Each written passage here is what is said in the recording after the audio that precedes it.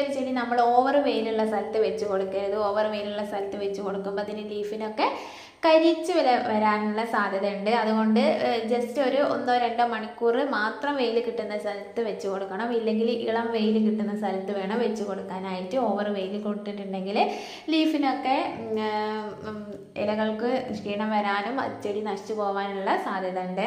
ഈ ഒരു ലീഫിൽ നമ്മൾ പുഴുക്കളും പിന്നെ ഒച്ചൊക്കെ വരാനുള്ള സാധ്യത ഉണ്ട്. അപ്പോൾ നമ്മൾ അടുക്കളയിൽ യൂസ് ചെയ്യുന്ന ലിക്വിഡ് നമ്മൾ വെള്ളത്തിൽ മിക്സ് ചെയ്തിട്ട് അത് സ്പ്രേ ചെയ്ത് കൊടുക്കുന്നത് നല്ലതാണ്. ഇലകൾക്കുള്ള ചെറിയ പുഴുക്കളൊന്നും വരാതെ ഇലയൊക്കെ നല്ല രീതിയിൽ തന്നെ നമുക്ക് വളർന്നു കിട്ടാനായിട്ട് സഹായിക്കും.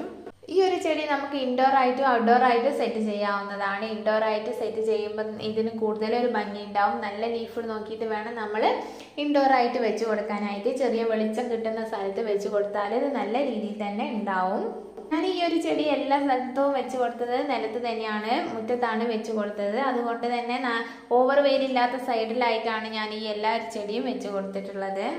കൊമ്പ് നട്ട് കൊടുക്കുമ്പോൾ നമ്മൾ ഇതിൻ്റെ ലീഫൊക്കെ അടിഭാഗത്തുനിന്ന് മാറ്റി കൊടുത്തിട്ട് കൊമ്പ് മാത്രം നട്ട് കൊടുത്താൽ നല്ല രീതിയിൽ തന്നെ ഇത് മുളച്ച് കിട്ടുന്നതാണ്.